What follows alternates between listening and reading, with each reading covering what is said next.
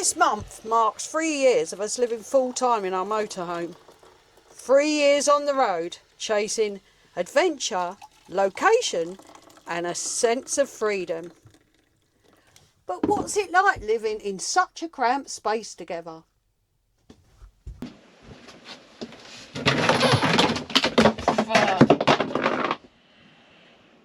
The faff of a shower. Before you have a shower, you've got to empty the shower out. What goes in the shower normally? Clean clothes, dirty clothes,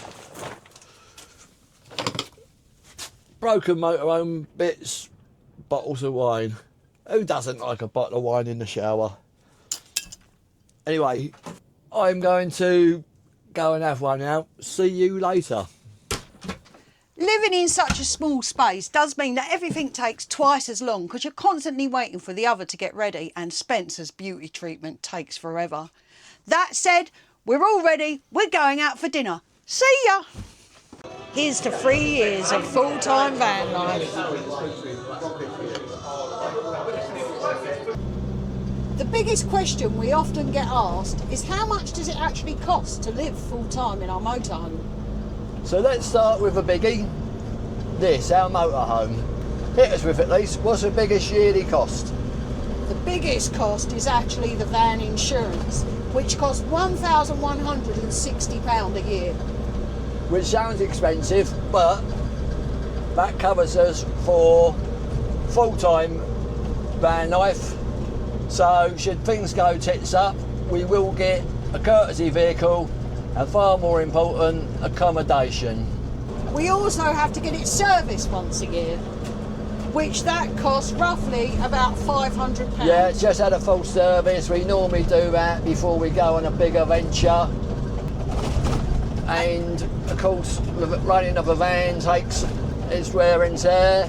This year we've had to get new brake pads and discs, which costs, she knows I know nothing, £400. £400.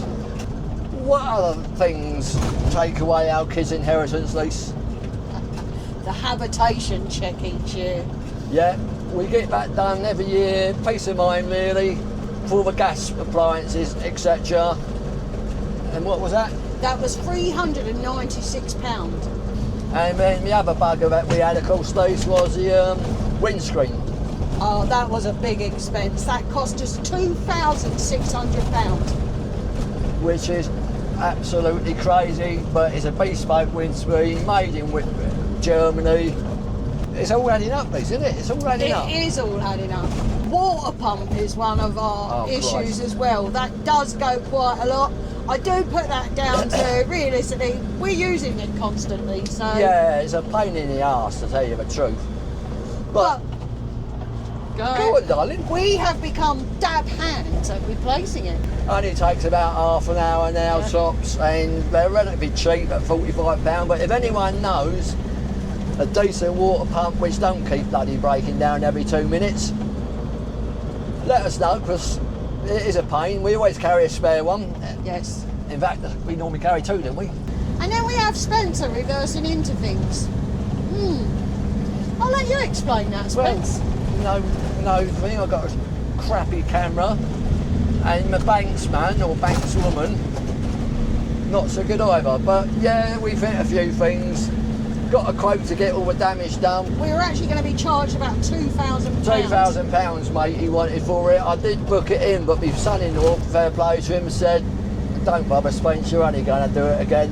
And sure as hell, we did. So we go for a much cheaper alternative to keep the back end now. It's called gaffer tape, about £6. We've had some stuff on the back now, lasted 2 years. Can't recommend it enough. Our breakdown cover is with the RAC. It's a family one which covers Europe. They tried charging £600 this year. A quick phone call and suddenly it went down to £400. And the real big costing, which is all relative, so we can't really help people out too much, is fuel. We don't gauge it, we don't measure how many miles per gallon we get. We're off that old school where you fill it up, when it's empty, fill it up again. But to help you people out, This year we spent about £550. That's coming from the south of England, up through Snowdonia for a couple of weeks, and we're now in the Highlands, which is a little bit up and down, so not so economical. So all in all, yearly, does a motorhome cost more than a car? When we live at home, we have 2 cars, so that's 2 insurance, 2 lots of fuel. We have got more costings, but we're doing a few switchbacks at the moment, and I think I should concentrate on not going over the edge. So stay with us, and we'll let you know things like the cost of LPG. And how we earn our money to live this lifestyle. The big question people want to know is how much we actually pay on campsites. Well, from the 1st of January until the 16th of March this year, we've actually paid for 3 campsites, and it's totalled about £100. 2 campsites we use purely for electricity in the midst of winter, and 1 campsite last week just for, what did we use it for? The laundrette. Laundrette, yep. We've also stayed on a council car park in, what's it called? In Carnarvon, and that was £17.50. Or for 24 hours. Yeah. And we've stayed on 3 air-like camper sites, which we've paid. We've paid about a tenner for We them. paid a tenner for that, and the other ones at Roy Castle, we've paid. That was a donation, and we gave £5 a night. And we stayed there for 2 nights. Yeah. And this car park we're in is £12 for 24 hours, but all proceeds go to the mountain bike trails. 90% of our time is actually spent wild camping. Yep, and when we say wild camping, we say beautiful spots. We don't mean lay-bys on busy roads. No. Stay at the odd town centre if we want a night out, and that's it. But we choose wild camping because that's why we live full-time in our motorhome. Yeah. Bikes are ready, babe. Shall we go and shred some trails? Let's go hit the trails. Woo! So how do we fund our full-time lifestyle, living on the road, Spence? We work from home. We run a small business, and what we do on rainy days like today, we get down and stick a couple of hours in. A lot of people would think working while living full-time van life is a pain. For us, it gives us a sense of purpose, and also it means we don't have to watch for pennies. If we want to go out for a nice meal or do some activity, away we go. The one thing we do need though is internet connection. Now we've got motorhome Wi-Fi built in, and we use EE. Now it's a great service and certainly sees us, especially when we're abroad as well. Never had a problem with it. It costs us £26 a month. We also have O2 for mobile phones. Now that can be a bit dodgy, but it does give us free roaming abroad, and that costs us £25 per phone per month. Doesn't EE give us roaming abroad as well? Yes, EE does give us roaming abroad. And I can't rate EE enough with its motorhome Wi-Fi. We got it on our last motorhome, advised by the company Motorhome Wi-Fi, because they said the Scottish Ambulance Service use it constantly and it works great in the mountains. We're in Scotland now, and I can confirm it is pretty pucker. 98% coverage wherever we go. Yeah, now the phone a bit different, but That's we just- may have to move, and you know what, that's not a problem to us. That's all we need. We've got to sort our park ups out, but it ain't a big deal with it. No, not at all. Oh, and also we rent our house out to our daughter for mates rates or a small fee, and that generates a bit of income. We say mate rates, that only happens until the washing machine or something goes down. Then we're our landlords, and we've got to sort it out straight away.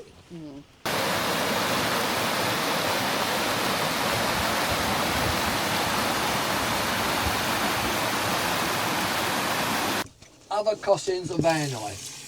LPG. Hit me with it, Lise. LPG normally costs about £30 a week. However, that is because it's winter. It has been bloody cold and wet. But that does cover the fridge, our water, our cooking facility, Gas cooker, she calls it. gas cooker, that's the one I'm looking for, and hob, and also the heating. What does it go down to in the summer, Lise? It goes down to about £7, which is, it's nothing really, because we very rarely use. All we have on is the fridge, really. Yeah. Showering, we don't do that often. Don't judge us, we're on holiday. But that does lead us nicely into Lisa's worst nightmare, the laundry, Lise. Now that costs us about £35 every 2 weeks, and I just can't get started with the laundrettes and that and the revolutions. Don't want to go there. So we're not going to, because we're going to keep this light. The only other real costing we got, which is not really a van life thing because everybody has to do it, weekly shopping. Now that can vary, but that depends because I'm constantly running to the shop in between. We don't get any tabs on it whatsoever. No. We try to shop local. When we're out in places like we are now in the Highlands, you have to shop local. And of course, any van lifer knows when you live in a small area like this, you can't go overboard. You've got to keep shopping to the bare minimum. However, Lisa does like to stock up and stuff. She's a prepper. She thinks there's a war. So You never know when the end of the world's coming. 3 hot chocolates just in case Trump decides to bomb us. Honey, if you're shortage of honey, anyone, we've got it. Do not worry about that. Another problem of our life, living in a confined space together. How do we get on this? Oh, that's going to be a whole video in itself. Relationship problems. We actually get on really well considering we're together 24/7. Now, there are times where we have a bicker, and the one thing I have noticed that we've had to do is we've had to sort out that argument, because if we don't, then it's really awkward living in such a small space like this. But what we do have is I will shut myself in the bedroom, and we do have a spare bed up there, which he can sleep in when he's peed me off. Which is regular. Yeah. But as a rule, we get on fine, because we have no choice. As you can see, dream team, working in a confined space. We live in a confined space. Lisa, she manages brilliantly. She can smash out a roast dinner on this little cooking spot. But Do you know, actually, that is one big question we get asked. How do you cook meals in the van? Well, it's quite simple, really. We've got an oven, we've got hobs. Exactly the same as what we've got at home. The only thing I don't possess is an air fryer, but I don't need it. we've lived in a small place together for 3 years, but it's not about living in a small place. It's about stepping outside into something much bigger. Bigger skies, bigger freedom, surrounded by the beauty of Mother Nature and our own adventure playground. But it's not all a bed of roses. And what people don't talk about is burnout. We spent 4 months last year travelling around Ireland, constantly driving about, finding attractions and climbing mountains. It wasn't until we got back home that we realised how tiring it was. Who'd have thought being on holiday permanently is knackering? Due to that, we had to spend a good couple of months just recuperating. So anywhere we travelled, we spent a few days here and there just to relax and recharge our batteries again. Yeah, sometimes it's just about sitting round, enjoying the beautiful surroundings and chilling out. And that's another thing you don't see on my YouTube van life vlogs. Hospital appointments, dentist appointments. You need a base. We've just spent the whole of winter down south because we've both had both hospital appointments and dentist appointments on a weekly basis, and it was frustrating because we were stuck there. Despite that, we were down south, so in between that time we did a little bit of travelling anyway. Yeah, we're being selfish. We still went to about 6 or 7 different counties, but we just felt trapped. Yeah. And the day after my last dentist appointment, boy, we were gone. So yeah, you need a base, and sometimes you just have to be there to binge your appointments. which is definitely what we try to do whenever we go back and see the kids. So, Lisa, my favourite lady, what's the worst thing about full-time van life for you? Missing the grandchildren terribly. Yeah, that's the worst part by a mile. In fact, it's the only bad part. Yeah. All the inconveniences of having to source water, be careful of how much gas you use. They're just inconveniences. Yeah, and they're quite easy, aren't they, really? Yeah, you can get round it, even in the UK, despite what people say. What's your best thing about full-time van life, Lisa? Apart from me, I know that, you've got meals yourself, but what's your best thing? The locations. Look at this. Waking up every single day in a beautiful location and having no idea what beautiful location you're going to end up at night. No idea. No. We've been here 2 nights. We're going to move on today. Still have no idea what it's called. No, that's a good point. No idea. It's in Scotland somewhere in the Highlands. For me, thanks for asking this. Oh, yeah. My favourite part about full-time van life is the same. The locations, Oh, yeah. meeting people, fellow van lifers, who Yeah. many have now become our friends, but more importantly, locals. 99% of them are absolutely lovely, Yeah. friendly, helpful, and they've got their own stories to tell, which is just fantastic. We've hardly had any anger thrown at us, have we? No, none at all. We have locals telling us secret park ups. They literally Yeah. come out and say, "Oh, do you looking for somewhere to stay? Go up here, go up there." On more than one occasion. So for me, the best thing about full-time van life is locations, meeting my locals, and not having any household bills, No. which is fantastic. So the comparison is full-time van life cheaper than living in a house? Too bloody right it is, by a long shot. Now, apologies that we can't be more accurate with figures, but we don't pay no mind to it.